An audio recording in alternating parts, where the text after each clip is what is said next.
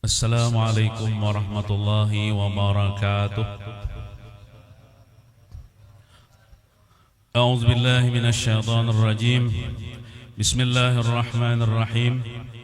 Alhamdulillahilladzi waffaqa fi dinihi man istafahu minal ulama yahtadi bihi min kulli dhalin fi halaqidh dhalami wal juhala wa ikhtara minhum az-zuhada wal hukama wal kurama وفضل منهم العارفين بالله والصفات والأسماء وأذاقهم لذة المحبة وأطلعهم حقيقة الأشياء من الأرض والسماء والصلاة والسلام على سيدنا وحبيبنا وشفيعنا ومولانا محمد سيد المرسلين وإمام المهتدين وخاتم الأنبياء وعلى آله وأصحابه السادة الأولياء وعلى التابعين والتابع التابعين لهم بإحسان إلى يوم الجزاء.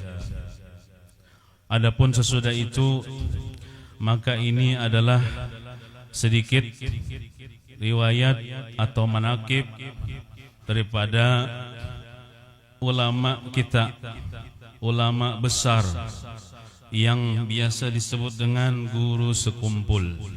Mudah-mudahan dengan kita membaca manaqib beliau ini Allah Subhanahu wa taala menurunkan rahmatnya yang banyak kepada kita. Dan mudah-mudahan dengan berkat sidin kita dimatikan hal keadaan beriman husnul khatimah dan dikabulkan segala hajat kita. Amin ya rabbal alamin.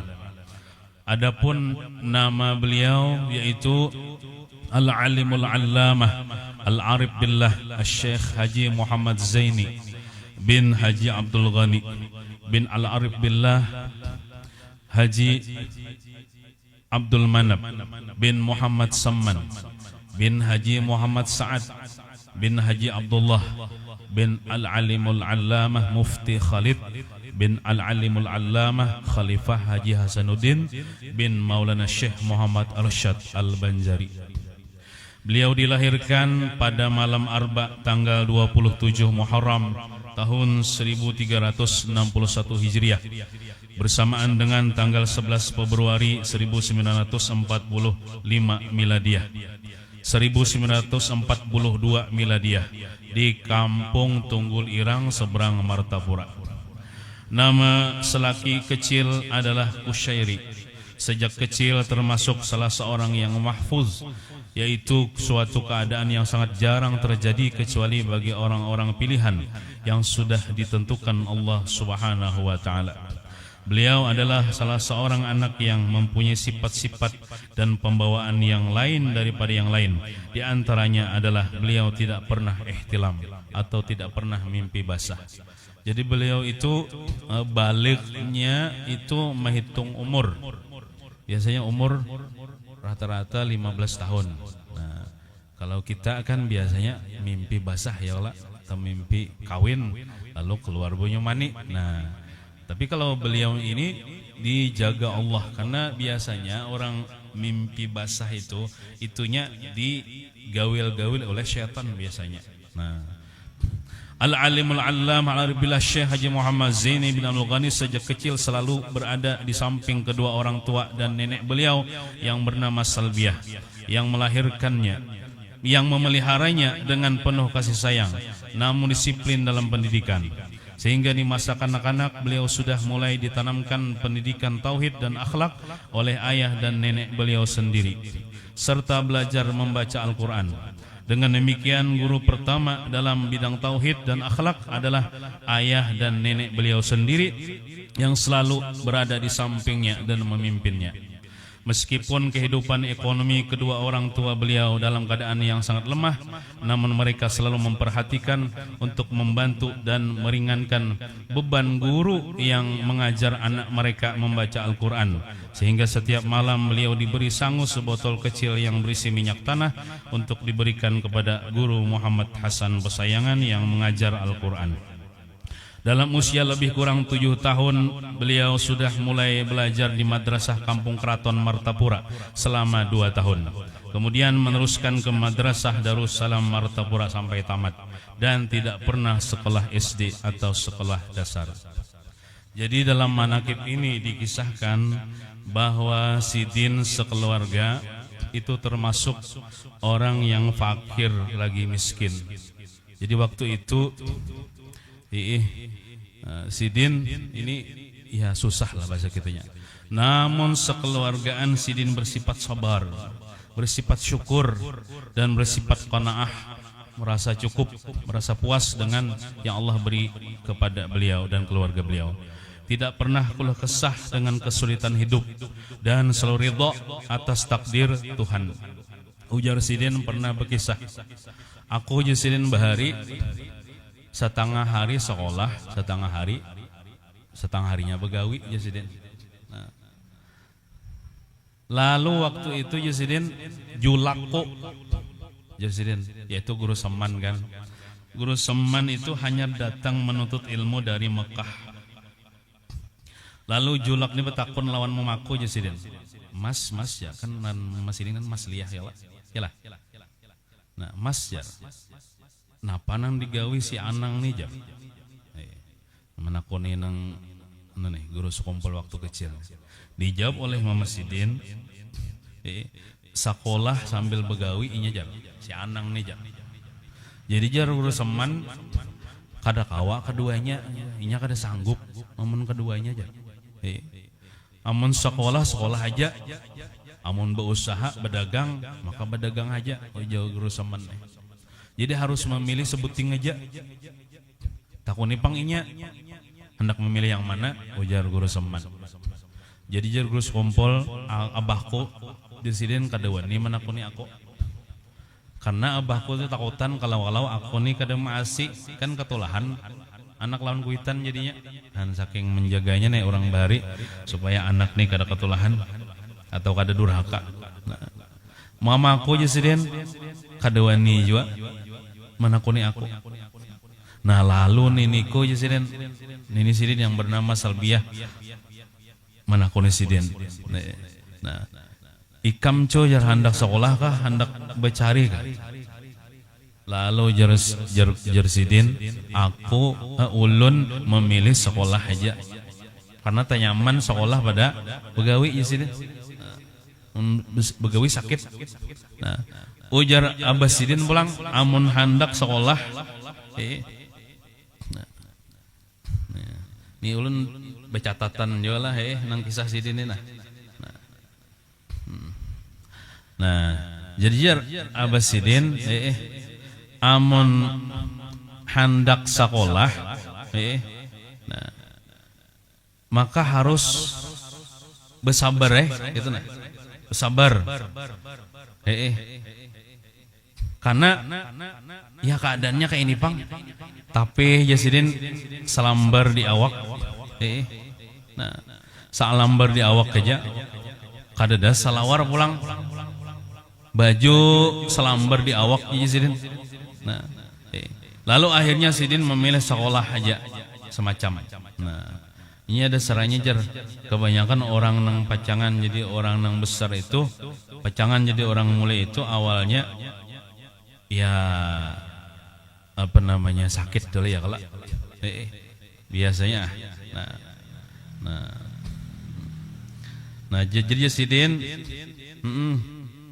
apa namanya awal-awal apa lalu aku Sidin sekolah Sidin. Nah lalu aku nih sekolah duduk di parak lawang. Jadi bila ditiup angin Sidin terbuka tapi kok Sidin. Nah maka Sidin aku nih kada bersalawar, kada dibisi salawar tapi aja semacam nih. Nah kada dibisi. Jadi jar kawan Sidin nih di kelas sambil menggayai nih.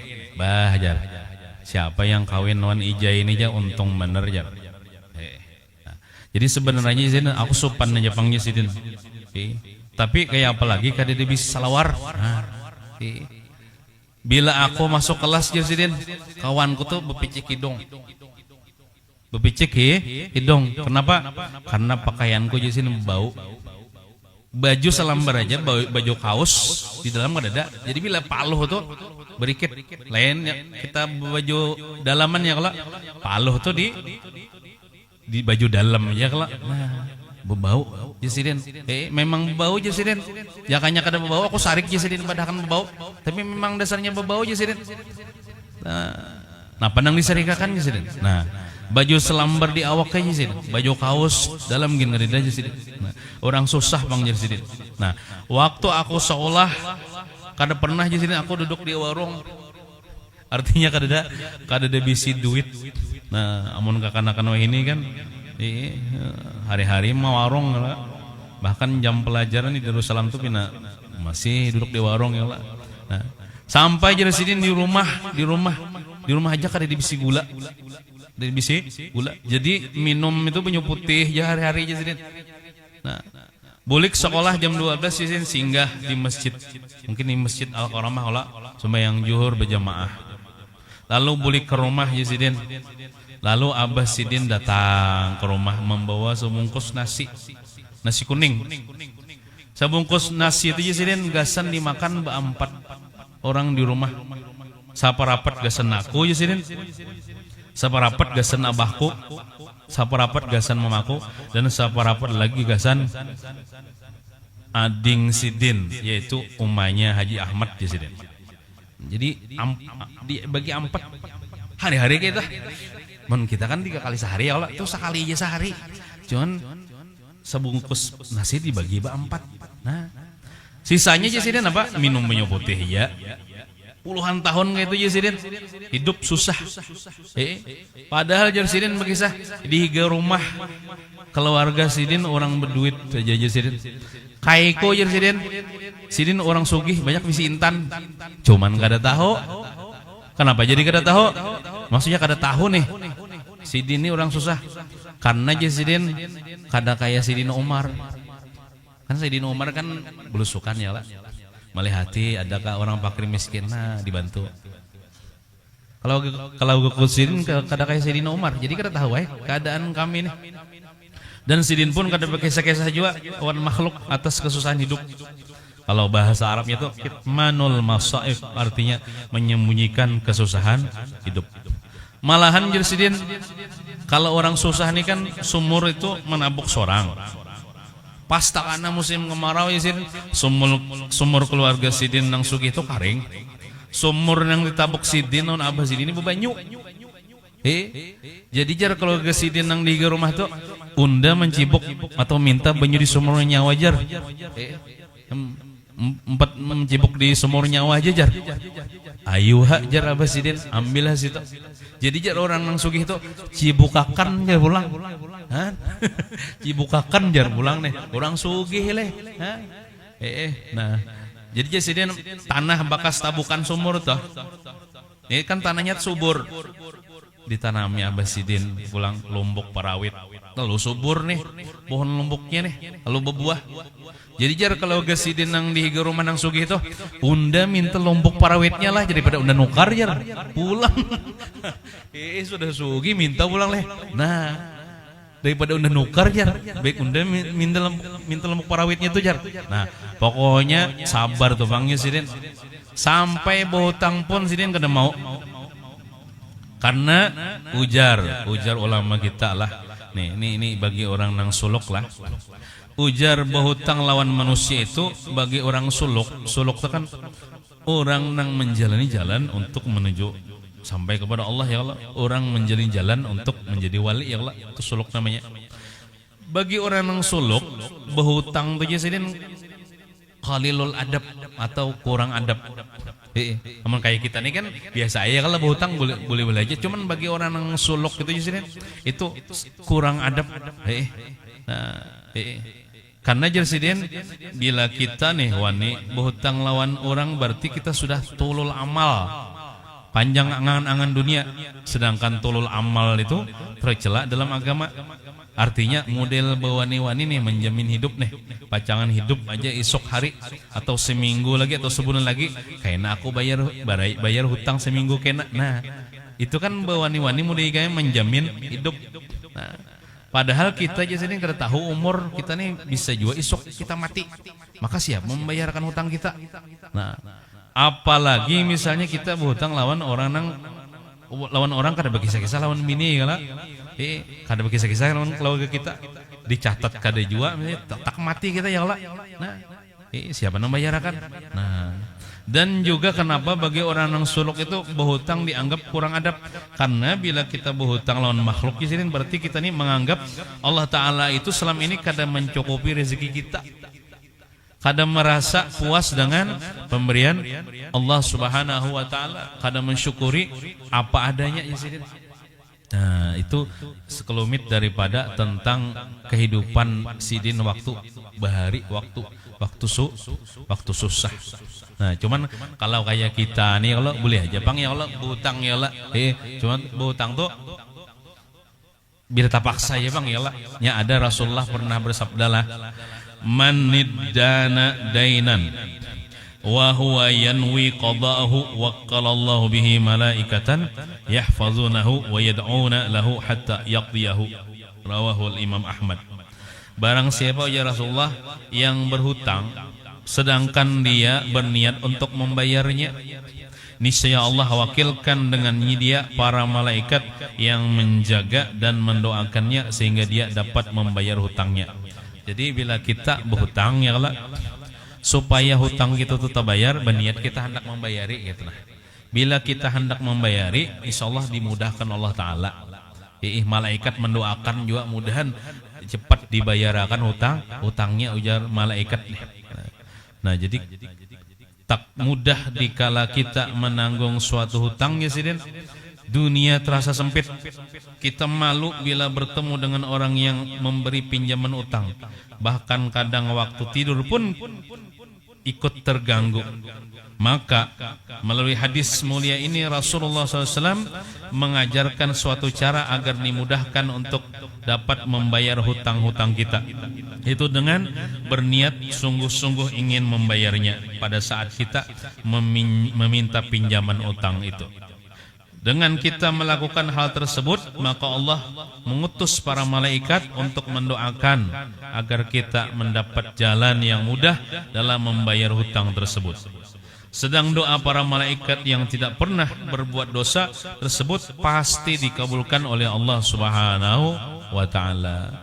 Di sini bukan berarti kita meniadakan ikhtiar, artinya bukan kada berusaha juga kita ya Allah, berusaha kita ya Allah supaya dapat duit, supaya bayar hutang. Kita wajib berusaha semaksimal mungkin untuk dapat membayarnya. Akan tetapi apabila kita melakukan apa yang diperintahkan Rasulullah tadi, maka pasti Allah meridai usaha kita. Dan dengan sebab itu akan mudahlah kita dapat membayar hutang-hutang kita. Biasanya orang yang seperti itu ia tidak berhutang kecuali karena terpaksa. Jika tidak benar-benar membutuhkan, dia tidak mau menjatuhkan air mukanya untuk mendapatkan pinjaman utang. Maka di saat mendapat pinjaman utang, dia sangat hati-hati dalam membelanjakan uang tersebut. Artinya, inya berhutang untuk keperluan. Kadang berhutang ke nukar pesawat atau nukar helikopter itu kan kada penting toh. Ya Allah. Nah, dia sangat berhati-hati dalam membelanjakan uang tersebut. Kemudian apabila sudah mempunyai uang untuk membayar utang, dia bersegera membayarnya. Tidak seperti kebanyakan orang saat ini Yasidin, begitu mudah untuk berhutang tetapi sangat sulit saat ditagih untuk membayarnya. Apabila dia mendapat uang dari berhutang tersebut, baginya seolah mendapat rezeki nomplok. Dia berpoya-poya dengan uang tersebut. Selanjutnya dia mudah berbohong, berkilah dengan alasan yang dibuat-buat. Kemudian walaupun sudah mempunyai uang untuk membayar utangnya, dia memperlambat dan menunda-nunda membayarnya.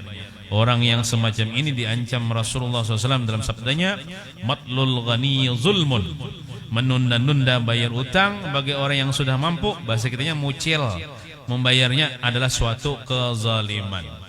Selain cara di atas, agar mudah membayar hutang-hutang, kita disuruh memperbanyak doa dengan doa yang diajarkan Rasulullah SAW kepada Sayyidina Abu Umamah. Berikut doanya. Allahumma inni a'udzubika minal hammi wal hazan wa a'udzubika minal ajri wal kasal wa a'udzubika minal jubni wal bukhli wa a'udzubika min ghalabatid dain wa qahrir rijal. Yang artinya Allah, aku berlindung denganmu daripada duka cita dan kesedihan, dan aku berlindung denganmu dari sifat lemah dan malas, dan aku berlindung denganmu dari sifat penakut dan bakhil, dan aku berlindung denganmu dari dikalahkan oleh hutang dan dari dikuasai oleh lelaki yang jahat. Ya, jadi dalam Islam tidak ada larangan untuk berhutang. Nabi sendiri pernah sidin berhutang kepada orang Yahudi. Nah, Nabi artinya kan itu menunjukkan boleh aja berhutang.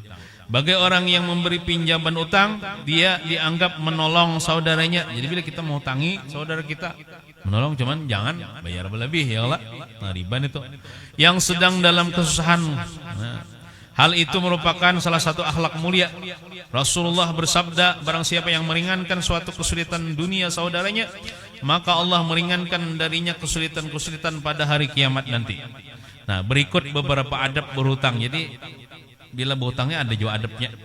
Yang pertama nih, berhutang hanya untuk memenuhi keperluan. Misalnya baras habis ya Allah, gas habis. Nah, ayo anak berhutang ya Allah, amun kada berhutang nih kada kau makan nih, mati nih. Misalnya nih. Nah, tapi amun habis pulsa, nah tuh kawah ya Allah hidup ya Allah, pulsa kada dimakan ya Allah. Nah, itu kada usah berhutang nukar HP ya kalau harga nang 5 juta, nah kada usah berhutang itu. Nang murah-murah ada aja. Jadi berhutang ini untuk nang keperluan aja. 2. Saat berhutang berniat ingin cepat membayar hutang tersebut. Nah, berniat aja dan mati, kena bila aku dapat rezeki aku hendak bayar cepat-cepat. Nah, gitu. 3. Tidak menjanjikan pembayaran berlebih saat berhutang. Jangan misalnya hutang, kena aku berhutang 1 juta, bayar 1.100.000. Nah, itu jangan gitu. Sebab itu adalah perbuatan riba, dan riba itu sangat dilarang dalam Islam. 4. Segera membayar hutang ketika sudah mampu membayarnya. Bahkan yang bagus lagi, sebelum sampai tempo berdulu bayar. Nah, jadi orang ngimung kan. Nah, 5. Berterima kasih kepada pemberi utang. Terima kasihlah, pian sudah mengutangi ulun. Nah, gitu. Dan apabila misalnya sampai tempo, ya kalau bila orang datang jangan lari, jangan bersembunyi, hadapi aja, minta maaf tuh, ulun belum dapat rezeki kada kau bayar hutang. Tolong beri ulun waktu. Nah, kayak itu. Atau misalnya kita teleponi kan, ya kalau nah mau tangi kita tuh, atau kita chat kan, minta maaf nah, ulun ini kan aku bayar nah, tolong beri kelonggaran waktu ulun. Nah, kayak itu supaya orang tuh kada tapi mengharap-harap benar ya, kalau bisa jual nang mau tangi ini mengharap-harap benar supaya dibayari ya kalau. Nah, kemudian ada pulang bagi orang yang memberi utang, ada pulang adab bagi orang yang mau tangi nih. Yang pertama, kita menghutangi orang niat membantui sesama untuk mendapatkan pahala daripada Allah Subhanahu wa taala. Jadi menghutang itu niatnya membantui, karena menghutang itu ganal pahalanya daripada memberi. Memberi kita kan kepada orang belum tentu orang perlu. Tapi kalau kita menghutangi orang itu perlu. Nah, 2. Tidak menyebut-nyebut kebaikan itu, sebab perbuatan tersebut akan menyakiti saudaranya dan menghilangkan pahala kebaikannya. Tahulah kawannya, tuh bahari itu akunya mau tanginya tuh. Nah, itu menghilangkan pahala tuh. Atau misalnya bepandir lawan inya, ikam ini aja pina sombong mana wah ini jar. Bahari aku kalau aja mau tangi ikam jar. Nah, jangan juga kayak itu ya Allah. Jangan. Hilang pahalanya. 3. Tidak mengambil manfaat dari utang tersebut, karena setiap pengambilan manfaat dari utang adalah termasuk perbuatan riba. 4. Tidak menagih hutang jika belum sampai jatuh tempo. Pada seminggu lagi nih lalu ditagih berdulu. Nah, jangan sampai tempo aja nyadi ditagih. Ditagih pun secara baik-baik ya, sambil nyarik ya Allah. Belum parang orang buka kena. 5. Memberi keringanan penundaan pembayaran utang jika saudaranya mendapat kesusahan dan belum dapat membayar utangnya. Misalnya orang ini ditagih karena kau bayar, beri kelonggaran. Memberi kelonggaran itu bertambah lagi pahalanya. Sampai seminggu pulang ditagih pulang nih, ada juga duitnya, kita beri pulang kelonggaran, bertambah lagi pahalanya. Nang bagus lagi tuh, misalnya nguyak sudah nih menagih kada dapat juga nih, aku beriakan gini sudah jar. Nah, itu gana lagi pahalanya itu. Nah, kemudian lagi ada di antara kalam guru sekumpul, ujar sidin pernah bepander, yang penting dalam silaturahmi itu sidin cukup beri memberi, bukan bakar rubut duduk saja. Misalnya kita kan silaturahmi nih, mailangi keluarga nih. Intinya aja sih yang penting kita bailang tuh kita memberi barang misalnya rambutan sebiji misalnya ya Allah. Nah, jauh-jauh datang misalnya dari sungai beri rambutan aja sebiji. Nah, kan apa itu? Bukan di sini duduk wara kita bailang nih. Empat makan ya kalau menghadang orang memasak. Tunarnya kita empat makan kita silaturahmi itu kita ada nang bawa duit kah misalnya 5.000 ya Allah atau 2.000 kah atau buah rambutan kah sebiji atau baras kah misalnya semok susu ya Allah. Nah adalah yang penting itu silaturahmi menyambung silaturahmi amun kita bailang ke keluarga kita mau makan jadi beban. Nah itu di antara kalam urus kumpul. Bagus tuh diamalkannya bila kita bailang apalagi melangi kuitan ya kalau bawa baras, bawa duit, bawa sembako ya kalau. Nah itu yang penting tuh silaturahmi itu babari-bari walaupun sedikit. Nah bukan cuma duduk pakai robot aja, keluar banyak, keluar ya Allah makanan. Nah, empat makan kita nah kayak itu adab tuan rumah memang kayak itu, cuman kitanya jangan mengharap ya Allah, kitanya nang memberi. Nah kemudian yang terakhir ada amalan daripada Sidin. Nah dan telah berkata ulama besar kita yaitu guru sekumpul ujar Sidin, barang siapa membaca salawat nih lah. Nah terpanjang masa sedikit salawatnya nah. Allahumma ya Rabba Muhammad wa ali Muhammad salli ala Muhammad wa ala ali Muhammad wajzi Muhammadan sallallahu alaihi wasallam ma huwa ahluh. Ada jauh rekamannya nih kini ya Allah. Atau kirim ke WA bian lah amun hendak juga tah mengada tuh kada ini amalan dari guru sekumpul nih. Siapa aja sini membaca ini salawat, membacanya sekali pagi dan sekali sore, artinya imam sampai subuh sekali, imam sampai asar sekali. Nah niscaya di sini malaikat rakib ini kan di higa kita nih malaikat rakib, ini malaikat atid.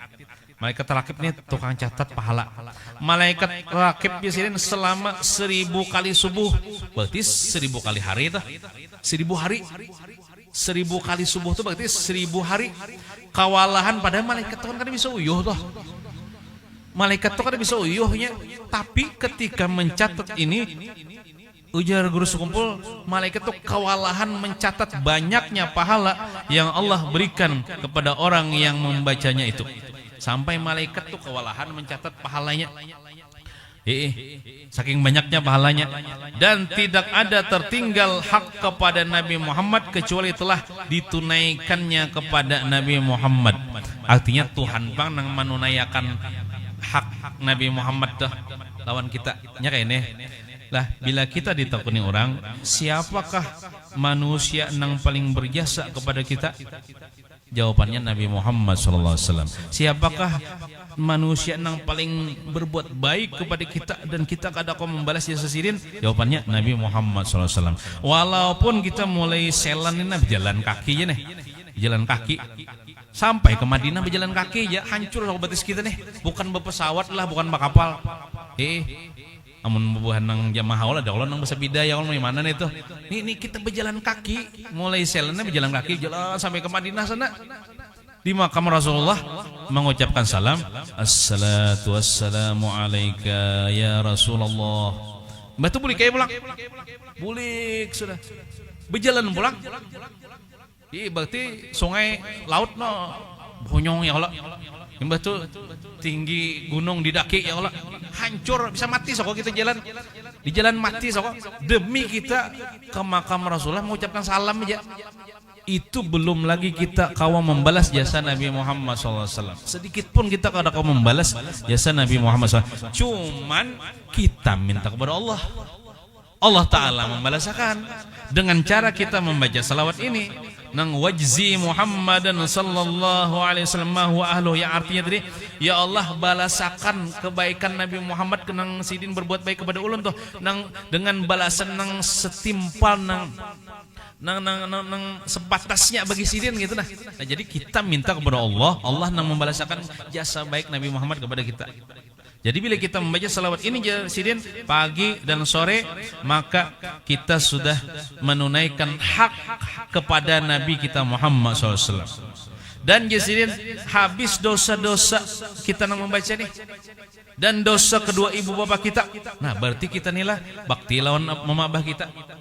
Dengan sebab kita membaca salawat ini, maka mama abah kita diampuni Tuhan dosa-dosa mama abah kita. Nah, ini berkat salawat ini. Nah, kemudian di akhirat kelak jar guru, dia akan dikumpulkan nang membaca salawat ini di surga bersama Nabi Muhammad dan keluarga Nabi Muhammad SAW. Siapa kada hakon berjiran lawan Nabi Muhammad? Sebaik-baik jiran yaitu Nabi Muhammad, sebaik-baik teman yaitu Nabi Muhammad, ya Allah. Sebaik-baik kekasih yaitu Nabi Muhammad SAW. Setiap orang beriman pasti menginginkan berjiran, berdekatan, serumah, sekampung, ya Allah, dengan Nabi kita Muhammad SAW. Nah itu jar sidin. Nah jadi membacanya sekali, bisukan sekali, sore. Nah kadang-kadang banyak ada sekali ya, pagi sekali, sore sekali. Kena ulun kirim ke WA pian Maman Adilai. Mudahan dengan berkat guru sekumpul Allah Subhanahu wa taala mengampuni dosa-dosa kita, dosa mama abah kita, guru-guru kita, jiran tetangga kita, muslimin seberataan. Mudah-mudahan kita seberataan mati dengan husnul khatimah beriman. Amin ya rabbal alamin. Wa sallallahu ala sayyidina Muhammadin wa ala alihi wasallam. Walhamdulillahi rabbil alamin. Mungkin itu saja yang dapat saya sampaikan. Ulun banyak-banyak minta ampun, minta maaf, minta halal, minta ridha dunia akhirat lawan pian barataan.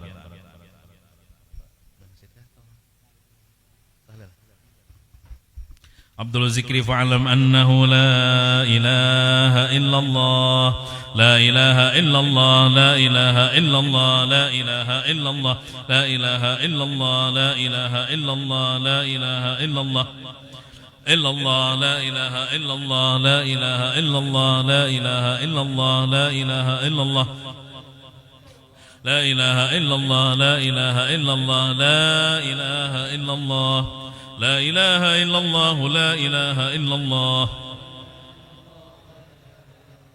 لا إله إلا الله، سيدنا محمد رسول الله. اللهم صل على سيدنا محمد، اللهم صل عليه وسلم. اللهم صل على سيدنا محمد يا ربي صل عليه وسلم. سبحان الله بحمده، سبحان الله بحمده، سبحان الله بحمده، سبحان الله بحمده، سبحان الله بحمده، سبحان الله بحمده، سبحان الله بحمده، سبحان الله وبحمده، سبحان الله وبحمده، سبحان الله العظيم، سبحان الله وبحمده، سبحان الله العلي العظيم. يا الله يا الله يا الله يا الله يا الله يا الله يا الله يا الله يا الله يا الله يا الله يا الله يا الله يا الله يا الله يا الله. اللهم صل على حبيبك سيدنا محمد وعلى آله وصحبه وسلم. اللهم صل على حبيبك سيدنا محمد وعلى آله وصحبه وبارك وسلم أجمعين. بسم الله الرحمن الرحيم. الحمد لله رب العالمين. اللهم صل على روح سيدنا محمد في الأرواح وعلى جسده في الأجساد وعلى قبره في القبور وعلى آله وصحبه وبارك وسلم. اللهم إنا نسألك أن تثيبنا على قراءتنا هذه وغيرها ثوبا جزيلا وأجرا منك عظيما، وأن تتقبلها منا فضلك وإحسانك وكرمك قبولا حسنا جميلا جليلا. ونسألك اللهم أن تجعلها من هدية توصل إلى حضرة سيدنا ونبينا محمد صلى الله عليه وسلم، ثم إلى أرواح آبائه وإخوانه من الأنبياء والمرسلين وصلوات الله وسلامه عليه وعليهم أجمعين كلهم والصحابة والقرابة والتابعين والتابعين التابعين ومن تبعهم بإحسان إلى يوم الدين، ثم إلى أرواح الأربعة الأئمة المجتهدين ومقلدين في الدين والعلماء العاملين والفقهاء والمحدثين والقراء والمفسرين والسادة الصوفية المحققين والتابعين بإحسان إلى يوم الدين، ثم إلى أرواح جميع الأولياء والشهداء والصالحين، وإلى أرواح جميع مشايخنا ومعلمينا والدينا وأجدادنا وأخواتنا وجيراتنا وإخواننا وقرابتنا وقرابتنا وجيراننا ولجميع المسلمين والمسلمات والمؤمنين والمؤمنات خصوصا إلى روح الشيخ محمد زيني بن عبد الغني البنجري وأصوله وفروعه ثم إلى روح المرحوم Haji Subli bin Seman, Sumil almarhum Haji Atur bin Adam,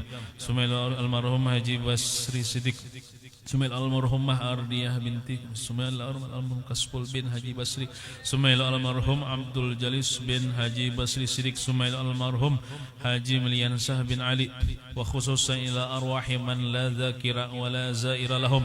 Allahumma ighfir lahum warhamhum wa'afihim wa'afanhum wa akrim nuzulahum wa wasi' madkhalahum واجعل قبورهم روضة من رياض الجنان ولا تجعل قبورهم حفرة من حفر النيران. اللهم اجعله فداء لهم من النار وفكاكا لهم من النار وإتقا لهم من النار وسترا لهم من النار وحجابا لهم من النار ونجاة لهم من النار برحمتك يا أرحم الراحمين. ربنا اغفر لنا ولإخواننا الذين سبقونا بالإيمان ولا تجعل في قلوبنا غلا للذين آمنوا ربنا إنك رؤوف رحيم. ربنا آتنا في الدنيا حسنة وفي الآخرة حسنة وقنا عذاب النار. وصلى الله على سيدنا محمد وعلى آله وصحبه وسلم والحمد لله رب العالمين. تقبل الله منكم.